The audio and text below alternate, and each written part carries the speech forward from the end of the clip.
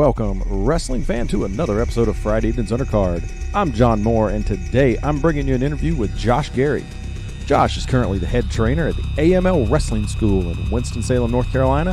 He's been a guest coach at Ricky Morton's School of Morton, the WWN Training Center, Chikara's Monster Factory, and Firestar Pro Wrestling, among others. In addition, he does commentary for AML and Firestar. You can find him on Instagram at Josh Gerry, on Facebook at facebook.com/Josh Gerry, and on YouTube by searching for Coach Josh Gerry.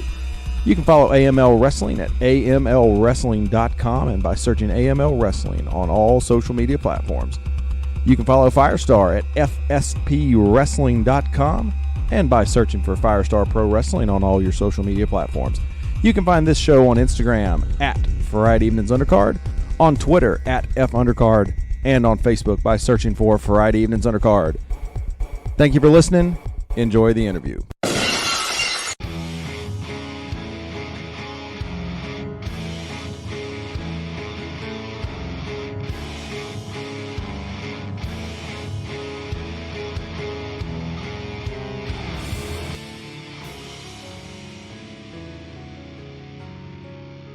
Welcome to the show, the coach, Josh Gerry.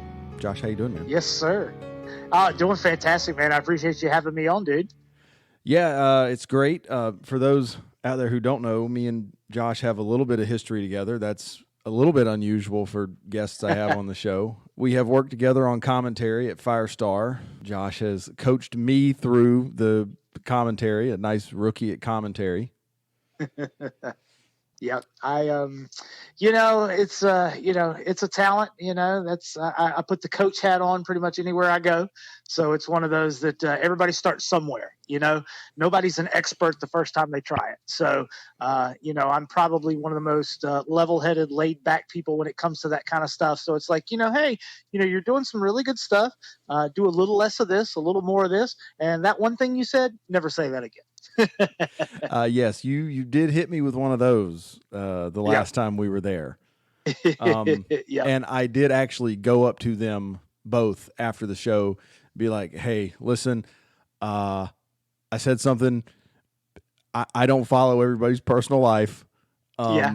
Said something I shouldn't have. I'm sorry. Don't like send like men in black coats after me. Right.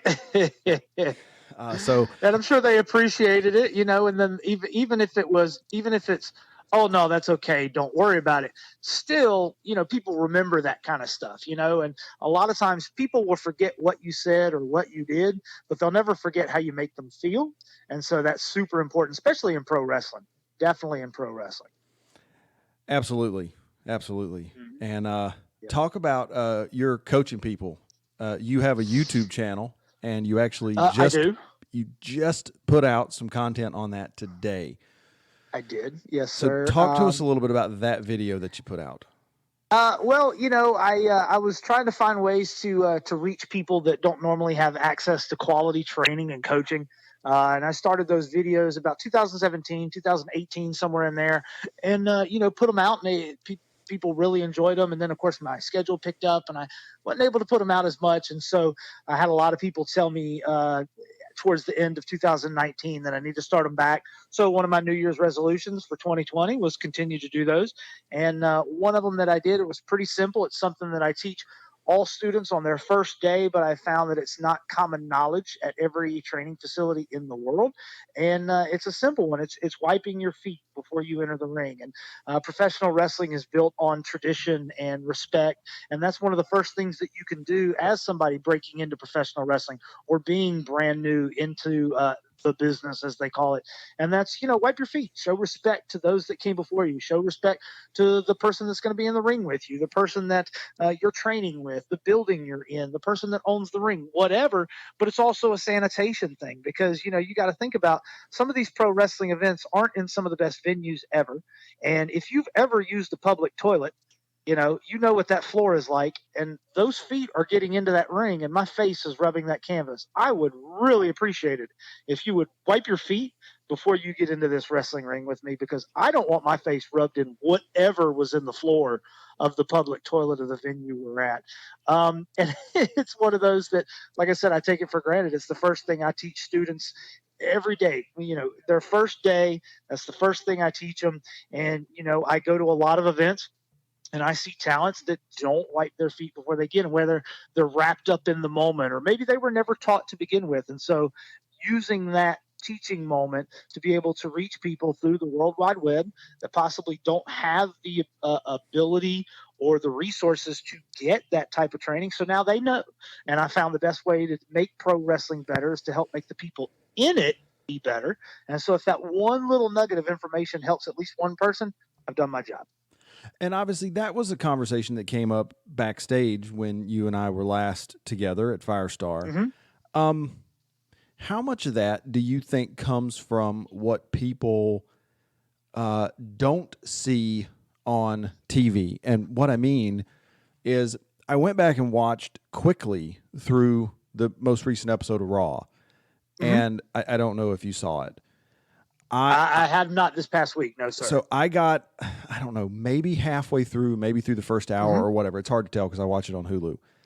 Right. But let me see. 1, 2, 3, 4, 5, 6, 7, 8, 9, 10, 11, 12. 12 people got into the ring. And out of those 12, I saw one of them wipe their feet off before they climbed through the ropes. Okay. So how much of what we see at a local show reflects what we see on the TV?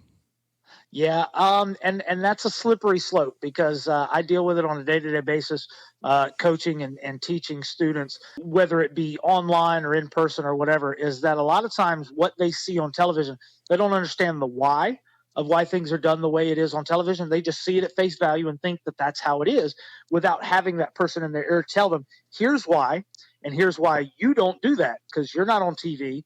You're not that popular. You're not making that money. That's where you're trying to get to, but you have to understand where that comes from. So now WWE is a multi-billion-dollar company. They 10 plus hours of content a week, however many people on the main roster versus NXT and even NXT that aren't even on television yet. They've got a lot of people and a lot of reasons for things they do. And one reason that you don't see people wiping their feet when they get into the ring in WWE straps down their ring with like anywhere from 5 to 10 canvases. So if something happens and something's messed up, something gets grody, you get tanner or makeup or Oscar's mist or whatever, you just strip off that canvas and keep going. And that's not how it is on the independent level. A lot of these promotions and schools and places that they're going to wrestle at, it's that one canvas, and that canvas has to last them an entire year. So you want to be respectful of that property and try and keep it as clean as possible. A lot of people think that wrestling in a t-shirt and jean shorts is okay because they see John Cena do it that way. And they don't realize that John Cena has earned that right to be able to wrestle like that because it's a character, because it's evolved from things, not because that's the way you do it. You have to have that knowledge and that respect and that understanding of what came before you, why things are done the way they are. And I see a lot of students go, well, you're telling me one thing, but I see it on TV is totally different. I was like, well, are you on TV? No. So listen to what I'm saying here in the here and now. And then as you get older, more experienced in pro wrestling, you see the difference, you understand the difference, and you can go, oh, okay, I get it.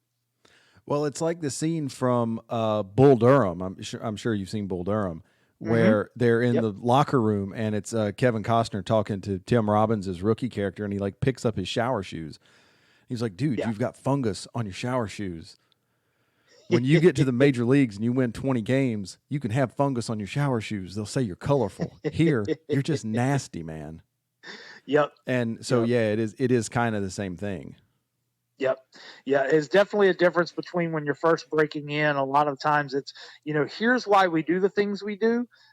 You don't necessarily have to understand it, but you definitely have to respect it and appreciate it. I see a lot of talents do things that they saw on Raw the previous week, and they don't understand the why that it happened on this television show and don't understand why they didn't get the same reaction in front of a live audience. And I was like, because the live audience don't know who the heck you are. They know who John Cena is. They know who Roman Reigns is, right? They've got X amount of hours a week of television to be invested in that character. They've seen you for 30 seconds. You know, you got to build that. You have to earn that respect and earn that favor, earn that popularity with these fans. You got to start over from scratch. Every new town you go to, every promotion you wrestle for, you have to earn it over and over. You can't rest on your laurels, what you did last weekend in Tennessee, and then this weekend you're in Boston, because chances are, very highly, this is not the same people, you know? Even if you're in the same state, even if you're just a city over, don't expect the people where you're wrestling that night to totally know who you are. So, like you said, you know, you have to basically present it the same way over and over and over. You can't do what the guys do on television. You don't have that luxury. You don't have that exposure.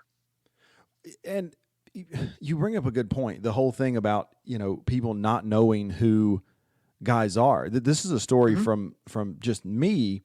It was at Wrestle Revival that I went to for Firestar. I was backstage and James Drake was there.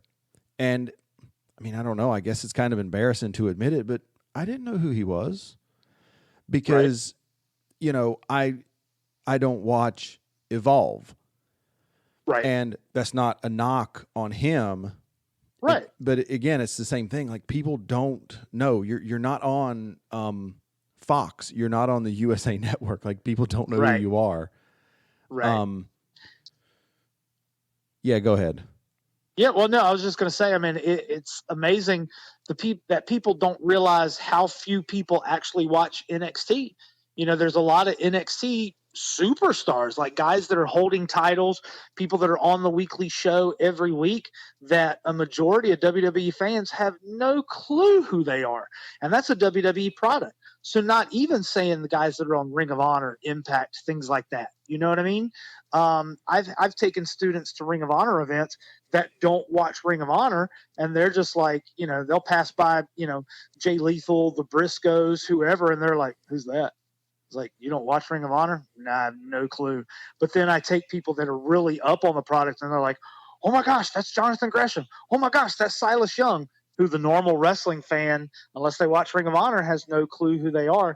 And a lot of those talents realize that there is a large portion of the world that doesn't know who some of these wrestling stars are. You know, you take somebody that doesn't know what wrestling is, they know John Cena, they know The Rock, they know Hulk Hogan, but that's really about it. Anybody other than that, they're like, no clue. I have no idea who that is.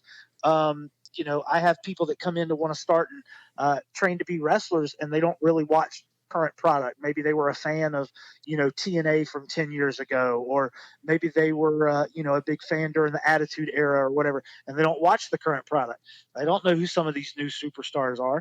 And so you think that these are people that are on television. These are people that are getting paid quite a bit of money to be professional wrestlers. And you think, you know, Joe Schmo that wrestles 20 miles from his house once a weekend, you know, getting paid $20, $40 is going to, you know, be recognized and come through the curtain and everybody explode with applause. No, man, you got to earn that. Well, this is a story from 2008. I was living in Southern Pines, North Carolina, and the Hardy Boys lived just up the road.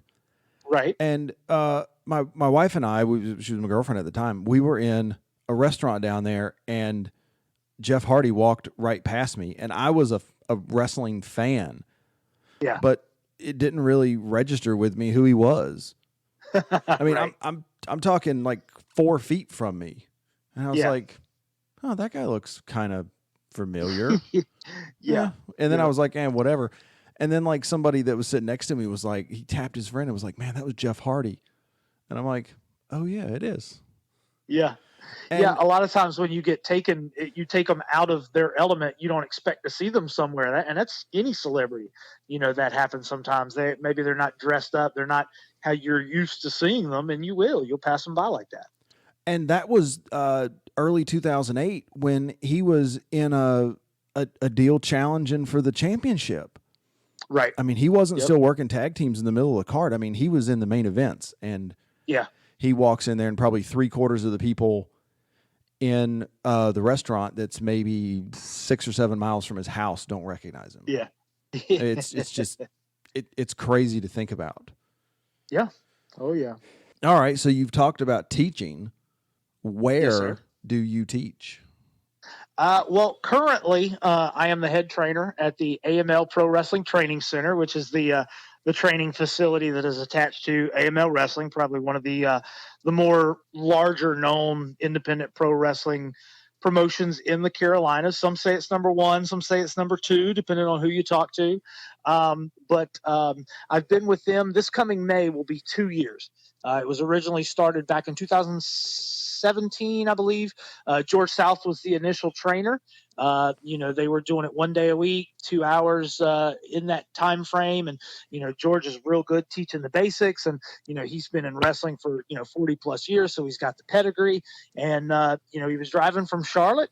It was just one of those things where, he couldn't do that commute anymore. And so Tracy Myers, the owner of AML Wrestling, him and I had a pretty good relationship. I'd helped him with WrestleCade and do some various things up until that point.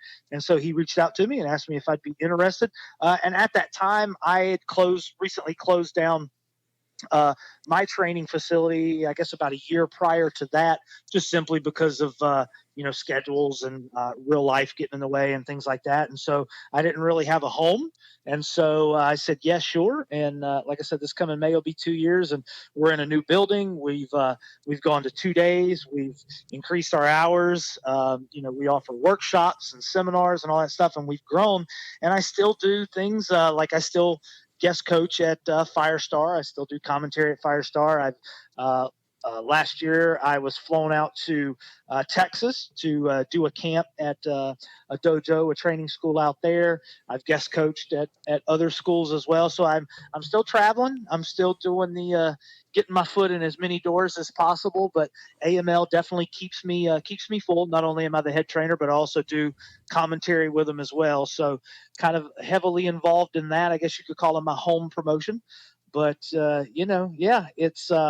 it keeps me busy. It keeps kind of keeps the teaching skills up. You know what I mean? Because I always tell students, you don't use it, you lose it, and that's the same thing with coaching and teaching. There's several times where, all right, this is what we're going to learn tonight, and maybe I haven't taught it in 6 months, and I kind of have to remind myself, okay, left hand here, right foot. Okay, so here's how we do it, and you have to remind yourself. So it keeps me sharp.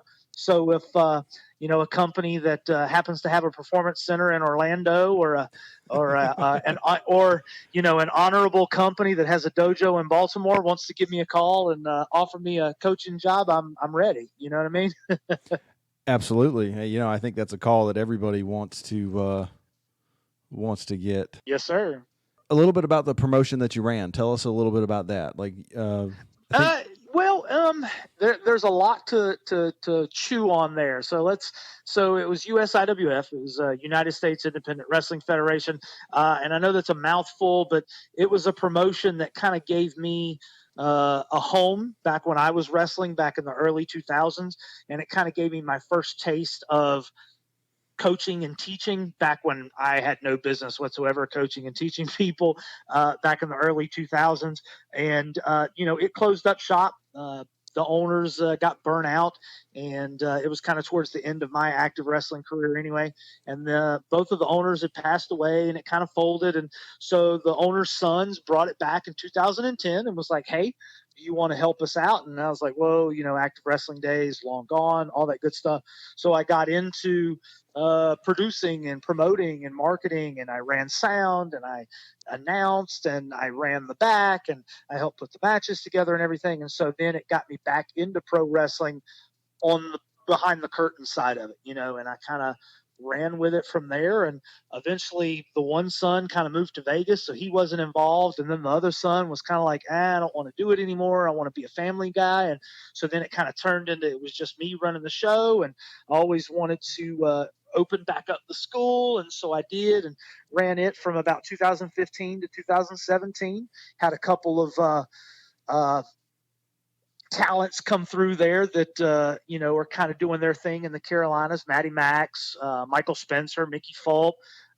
We've even got Porter Blake, who's actually running with Rocky Mountain Pro out in Colorado. So, some students came through that system, a couple students that are now with me at AML as well. And it was, at the time, it was stressful because it was just me. And so being able to partner with Tracy and Brian with AML kind of takes some of that load off of me, but still allows me to do what I love. And I kind of found my niche in pro wrestling doing that. I found that I'm actually a pretty good teacher. People, respect and absorb what I give to them. And I found that I actually enjoy going and learning more from that. So, USIWF has been closed since January of 2017, but man, I tell you what, I still get Facebook messages through that page. Hey man, you need any wrestlers? And I'm like, man, you don't pay attention. This page has been closed for 2 years, 3 now. But, it ran its course, and, there's some YouTube footage out there of some old school me wrestling. I'm not going to go into too much of that and let the internet have fun with that. But, it was what it was. It played its part in my development as a coach and a teacher, and I wouldn't trade it for anything in the world. But, it was in the past, was part of my collective as far as who I am today. Pretty big part of it. All right, Josh. Well, I appreciate you being on the show. Before we let you go, if you could give one piece of advice to somebody that's looking to break into wrestling, what would it be? What would the number one piece be? That's so tough. Okay, I'll give you my one piece of advice, and I'll also give you a funny story. So the funny story is a former student of mine, Michael Spencer.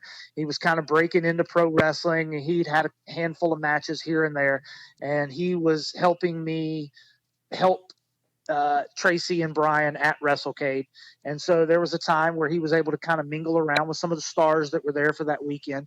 And he went up to Mr. Ken Anderson and said, all right, Mr. Anderson, told him a story. Hey, I've been wrestling for about a year. I've had a handful of matches. What's the one piece of advice that you would give me as somebody just starting out in pro wrestling? Mr. Anderson looked him up and down and said, don't do it. So I always thought that was funny, right? Because professional wrestling is one of those things that you get into it, and there's a lot of negative, but there's a lot of positive. And if you can outweigh the negative and just stick to the positive, I think it's definitely worth it. I'm working on 20 plus years in professional wrestling, and there's been some times where I've kind of gone, man, do I really want to keep dealing with this? But you look at the positive and keep going. The biggest piece of advice that I would give somebody looking to get into professional wrestling is I would seek out those that can give you what you need and teach you right, but at the same time provide a positive environment, be a positive role model. There's a lot of schools that will take your money, teach you 5 things, and it's okay, oh, you're a wrestler, and just send you out to the world. There's also schools that will teach you all the skills you need to know and can introduce you to the right people, but you'll be so miserable that you'll now look at professional wrestling in a miserable way. And that's why I teach in such a positive and motivational type way, is because I love professional wrestling. And I don't want somebody that loves professional wrestling as well to get a sour taste in their mouth and to quit before they ever did anything because of somebody being negative and running their mouth. They're going to run into those people, but if you surround yourself with positive, successful people that are in professional wrestling, your world's an oyster. I started surrounding myself with those people about 4, 5, 6 years ago, and I've done more in that time frame than I did in the previous 15. Surrounding yourself with positive, successful, and motivational people that will lift you up and not tear you down, can do more for your career than just raw talent and drive and determination. I mean, I know that sounds cliche, but I'm telling you, that's what it is find these people, find your tribe. If you want to take it down into a soundbite, find your tribe and let them lift you up. All right, Josh, what a way to finish. I appreciate you being on the show. Yes, sir. For the listeners out there, we appreciate you listening, and we'll talk to you again next time.